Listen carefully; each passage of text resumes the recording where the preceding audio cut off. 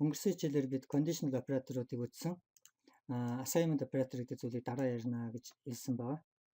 Өнөөдөр бидний үзэх зүйл болохоор mathematical operator гэдэг зүйлийг үзэх болно. Mathematical operator-ууд. Эдгээр нь маш амархан. Эхлээд нэмэх, хасах, үржих, хуваах энэ дөрвөн оператор. Эдгээр нэмэх, хасах, үржих, хуваахад нэг бичиж. Дөрвөөс хасах нь 1, 3-ыг үржих нь 3. Үржих маань бол энэ од тэмдэгт бид нэр багада цаасан дээр тоодохдоо x гэж бичдэг байсан. Гэхдээ x гэдэг зүйлийг бид нэр энэ параметрээр ашиглаж чадахгүй. Яагаад тэгэхээр x гэдэг нь бол identifier. Тийм учраас c параметрын c-ийн гэр бүлийн параметрын бол ер нь бол дандаа од тэмдэгтэр бол үржих үйлдэлийг бол хийдэг оператор. Тэгээд 10-ыг хуваах нь 2. Одоо control F5 1 дээр 1-ийг нэмээд 2, 4-өөс 1-ийг хасаад 3, 3-ыг 3-аар жуулээд 9, 10-ыг хуваах нь 2 тэнцүү 5. Энэ бол математикийн одоо үндсэн 5 оператор. Дээр нь modulus гэдэг нэг оператор байгаа. Modulus гэдэг нь бол энэ перцент тэмдэгт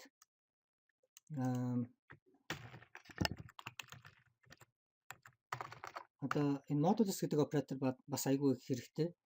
Бид нэр энэ modulus операторыг бас айгүй удаа ашигладаг. Гэхдээ эхлээд би modulus жишээлбэл 11 modulus 3 гэдэг үзүүлээ. Энэ яг юу гэж байна? 2 гэж гарч ирж байна. Энэ яагаад 2 гэж гарч ирсэн бэ гэхээр бид нэр багада хуваах үйлдэлийг сурж байхад жишээл 11-ийг 3-д авах юм бол 3 бүхэл гарч ирээд 2-ыг сан гэж ярьдаг байсан. Сансан тоо гэж ярьдаг. Тэр зүйлийг бол одоо ямар нэгэн хуваах үйлдэлээгээд сансан тоонд хэд байна гэдгийг харуулдаг операторыг болохоор modulus operator гэж нэрлэж байгаа. Одоо 11-ийг 3-д хуваахад бол 3 бүхэл гарч ирээд 2-ыг санана. 12-ыг одоо 3-д хуваах юм бол энэ нь бол 0 гэж байгаа. Яагаад гэхээр 12 маань бол 3-т бүхлээр хуваагдаад 4-д ямар ч сансан тоо байхгүйгээр бүхлээр хуваагдаж байгаа. Энэ modulus operator айгүй хэрэгтэй. Жишээлбэл одоо би ямар нэг number гэж variable үүсгэж байна. Энэ number гэдэг зүйлийг бид нэр одоо хэд хэдэн мэдэхгүй байгаа. Гэхдээ бид нэр энэ number гэдэг одоо variable-ыг энэ маань бол тэгш тоо юу, сондгоо тоо юу гэдгийг мэдхийг хүсэж магадгүй. Тэр тохиолдолд бид нэр modulus operator-ыг бол ашиглаж болно. Ер нь хөвчлэн иймэрхүү төрлөөр бол айгүй олон удаа ашигладаг энэ modulus operator-ыг. Жишээлбэл number modulus 2 гэдэг үзэхэд 0 гэж арчиж байна. Яагаад тэгэхээр 100 маань бол 2-т бүхлээр хуваагдаж байгаа, сансан тоо байхгүй. Тэгэхээр энэ маань бол тэгш тоо мөн байна гэсэн үг. Хэрвээ би нэг 101 болгоод ажиллах юм бол энэ маань бол сансан тоо 1-ийг гаргаж байна. Тэгэхээр энэ маань бол сондоо тоо болж байна гэсэн үг. Тэгэхээр бид нэр одоо ингэж бичиж болно. Хэрвээ нэг тэгш тоо мөн үү биш үү гэдэг мэдхийг хүсэж байгаа 0 одоо number modulus 2 хэрвээ тэгээд хариун тэнцүү 0-тай тэнцүү байна уу? Conditional operator ашиглана.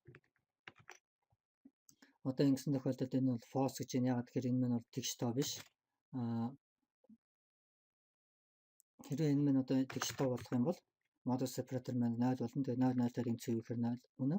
Тэгээд энэ маань бол true болж байна. Энэ маань бол одоо тэгш тоо мөн болж байна гэсэн. Сондгоо тоо тэгш тоо одоо ингээд сондгоо тоо. Энэ бол одоо математикийн үндсэн 5 оператор. Үүгээр өнөөдрийнхөө хичээлийг дуусгая. Дараагийн хичээлээр уулзъя.